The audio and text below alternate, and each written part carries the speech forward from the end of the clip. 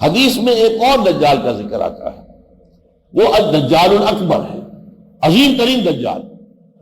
وہ خدائی کا دعویٰ کرے گا اور اس کے پاس اتنی قوت جمع ہو چکی ہوگی، تمام جو قواعد طبیعیہ ہیں، جو فورسز آف نیچر ہیں، سب پر اس کو اتنا تسلط حاصل ہو جائے گا کہ وہ خدائی کا دعویٰ کرے گا۔ رزق کے خزانے اس کے قبضے میں ہوں،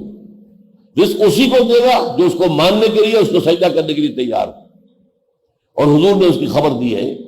کہ وہ کانا ہوگا، اس کی ایک آنکھ پھولی ہوئی ہوگی،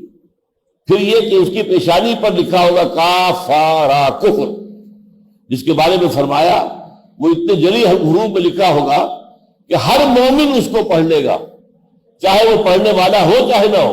ہر مومن پڑھ لے گا۔ غیر مومن کو وہ الفاظ نظر نہیں آئیں گے اس کی پیشانی پر لکھے ہوئے،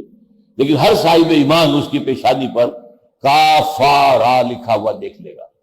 اور وہ ایسے ایسے معجزے دکھائے گا جس کا کہ تصور نہیں کیا جا سکتا تھا۔ یعنی یوں سمجھیے کہ حضرت مسیح علیہ السلام کو جو معجزے اللہ نے دیے تھے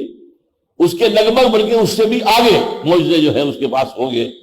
اور وہ مدعی ہوگا خدائی کا، اور وہ سب سے بڑا فتنہ ہوگا اہل ایمان کے لیے۔ پوری انسانی تاریخ میں اتنا بڑا فتنہ اور کوئی نہیں ہوا۔ یہ حضور نے بار بار کہا ہے کہ تمام انبیاء اور رسول خبردار کرتے آئے ہیں اپنی اپنی امتوں کو، اور دیکھو میں بھی تمہیں خبردار کر رہا ہوں۔ بہرحال اس کے بارے میں جو ہے الآور الکذاب مکتوب بین عینیہ کافارا یقرؤہ کل مومن کاتب اور غیر کاتب، یہ بخاری اور مسلم کی روایت ہے حضرت انس بن مالک سے۔ جو حدیث میں دوسرا یہ ہے دجال کا تذکرہ، دجال اکبر، جو خدائی کا دعویٰ کرے گا، اپنے آپ کو سجدہ کرائے گا، جو سجدہ کرے گا اسے چھوڑے گا، جو سجدہ نہیں کرے گا قتل کر دے گا۔